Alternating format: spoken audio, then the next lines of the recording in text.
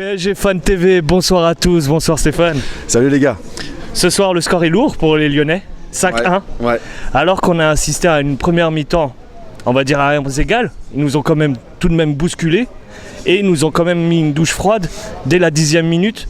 Mais après expulsion grâce à Cavani, la suite a déroulé pour notre camp. Ouais, c'est vrai, c'est-à-dire en tout cas pour moi j'ai vu un match de foot lors de la première mi-temps.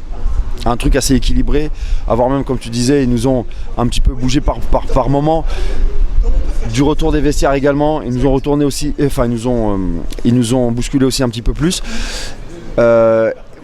Malheureusement, je regrette un petit peu ce rouge. Toujours dans l'idée de la préparation pour le match de mercredi, j'aurais aimé que l'équipe joue jusqu'au bout à 11 contre 11. Maintenant, on ne va pas bouder aussi notre plaisir. Effectivement, on était dans un endroit où il y avait beaucoup de Lyonnais. Et le fait que ça se passe comme ça, c'était aussi assez jouissif. Ouais. Voilà. Mais bon, ça c'est mon point de vue. Après, mais c'est vrai que on aurait pu avoir un match complet jusqu'à la fin.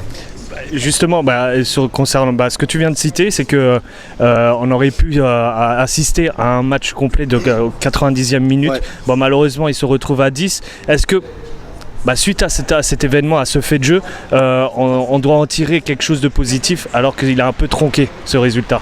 Écoute, moi je trouve que c'est un résultat qui n'est pas autant trompe-l'œil que celui de Dijon. D'accord. Tu vois, pour moi, celui de Dijon, c'était un match, comme je l'avais dit sur l'interview précédente, c'est un match qui était trompe-l'œil. Aujourd'hui, c'est un match qu'on attendait. D'ailleurs, les Lyonnais nous attendaient aussi. En plus, c'était chez eux.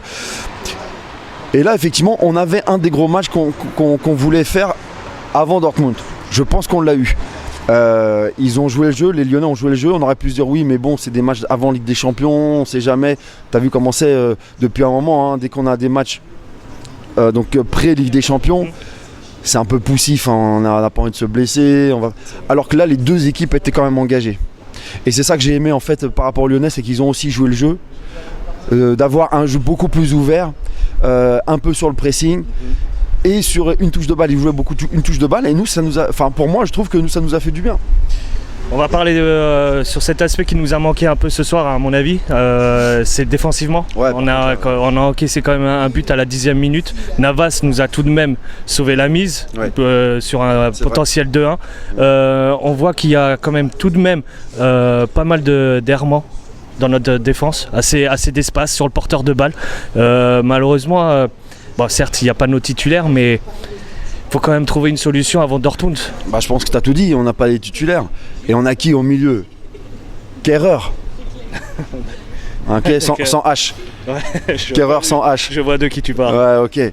Qui est complètement à la rue. À un moment donné, on le voit sur un ballon, on a l'impression que tu vois un gamin qui fait à moi. Il a jamais la balle, le mec. À moi, tu vois, il y va pas. Bon. Oui, c'était avec Paredes, tu parles. Voilà. Moi, tu me connais sur cette chaîne depuis le début. Pour moi, Kerrer, c'est pas une valeur sûre. Voilà. Et pour moi, je l'ai toujours dit, je l'assume d'ailleurs. Et pour moi, c'est pas un joueur qui doit être au Paris Saint-Germain. Meunier sur le côté droit. Il sera pas là, malheureusement. Il sera pas là, mais donc du coup, quel est l'intérêt de le mettre sur ce côté droit? Je ne sais pas. Et puis on a Kurzawa qui est beaucoup mieux pour moi, je pense, en attaque qu'en défense. Ok. Et d'ailleurs, ça s'est vu sur le but où on perd le ballon. Le premier but est venu de son côté, perte de balle de sa part. Exactement.